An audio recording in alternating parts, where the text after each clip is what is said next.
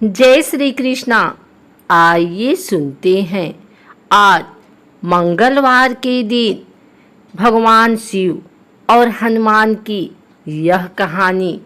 भगवान शिव ने हनुमान जी के रूप में अवतार लिया था। इस बात का कोई जगह पढ़ा और सुना जाता है, लेकिन उन्होंने ऐसा क्यों किया था, इस बात को जानने के लिए हमें इससे जुड़ी कथा के बारे में जानना होगा। यह कहानी रामायण के प्रारंभ की है, जब पृथ्वी पर श्री राम जी का अवतार हुआ था।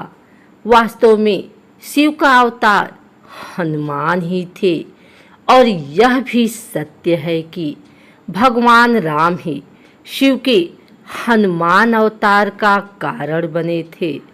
रामायण में बताया गया है कि एक बार भगवान शिव की भी इच्छा हुई कि पृथ्वी लोक चलकर भगवान राम के दर्शन किए जाएं।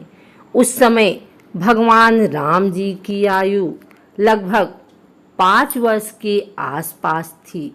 भगवान शिव के सामने समस्या यह थी कि वह अपने असली रूप में जा नहीं सकते थे।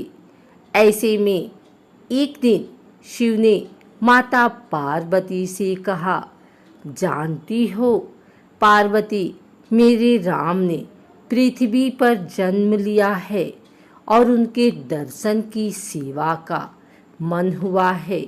मेरी इच्छा है कि अब मैं यहाँ से चला जाऊँ और जिस लोक में राम हैं वहीं मैं भी रहूं। यह सुनकर पार्वती विचलित हो गई और दुखी होकर बोली कि हे स्वामी, मुझसे ऐसी कौन सी गलती हो गई है कि आप मुझे यहाँ छोड़कर पृथ्वी लोक पर रहने जा रहे हैं। उन्होंने कहा, स्वामी, आप यदि जाते हैं तो जाइए, लेकिन एक बात सुन लीजिए कि आपके बिना मैं यहाँ जीवित नहीं रहूँगी। पार्वती माँ की बात सुनकर शिव को एहसास हुआ कि पार्वती भी मेरे बिना नहीं रह सकती हैं, और अगर मैं यहाँ से गया तो निश्चित ही रूप से पार्वती अपने प्राणों की बलि दे देंगी। ऐसे में शिव भगवान मोह के एक चक्रव्यूह में फंस जाते हैं, क्योंकि एक तरफ माता पार्वती जी के पास भी रहना था और दूसरी तरफ भगवान राम के लोक में भी जाना था।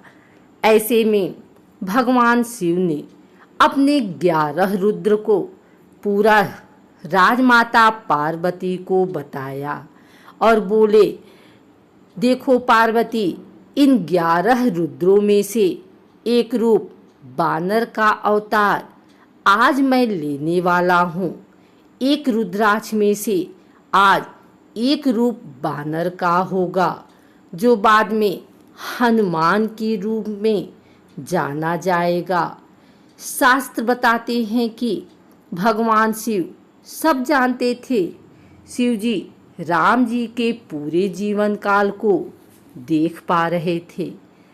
वह जानते थे कि एक बार राम जी को पृथ्वी का कल्याण करने के लिए मेरी आवश्यकता होगी। शिव को यह भी पता था कि कलयुग में ना मैं नजर आऊँगा और ना ही राम तब कोई अवतार भी धरती पर नहीं होगा। इसलिए शिव ने अपने एक शक्तिशाली रूप को जन्म दिया, जो कलयुग में भी अजर अमर रहेगा और पृथ्वी लोक के लोगों के दुख दर्द को दूर किया करेगा। इसलिए आज भी भक्त लोग हनुमान जी के दर्शन साक्षात कर लेते हैं।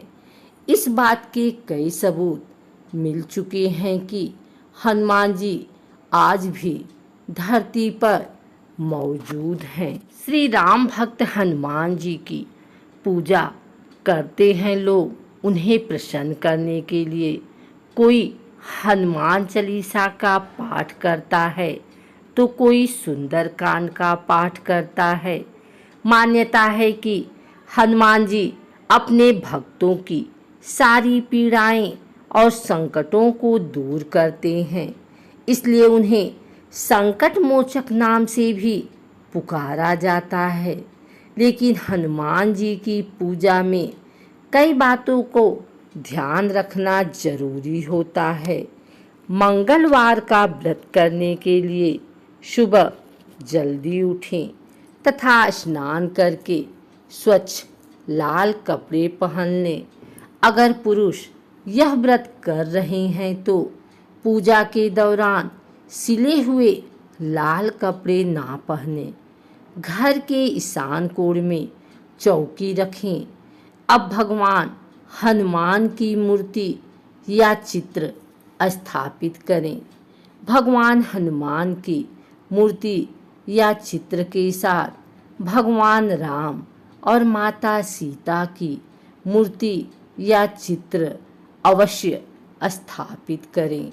हाथ में जल लेकर भगवान हनुमान के सामने व्रत करने का संकल्प लें और प्रार्थना करें। धूप दीप या दिया जलाकर भगवान राम और माता सीता की पूजा आराधना करें। इसके बाद श्री हनुमान की पूजा करें। पूजा के दौरान श्री हनुमान को लाल वस्त्र, सिंदूर और लाल फूल अर्पित करें।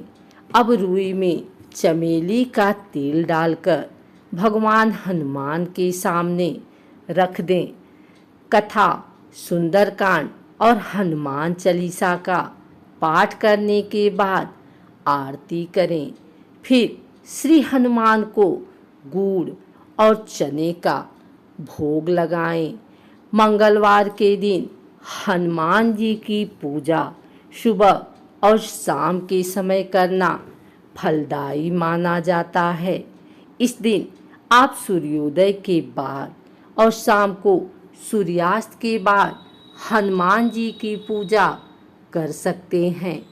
वैसे पूरे दिन में सूर्यास्त के बाद ही पूजा का शुभ मुहूर्त होता है। मंगलवार व्रत के दौरान आपको गुड़ और गेहूं का भोजन करना चाहिए। इस दिन नमक ना खाएं। मंगलवार व्रत करने के दौरान मीठा भोजन ग्रहण करें। आप फल और दूध का सेवन भी कर सकते हैं।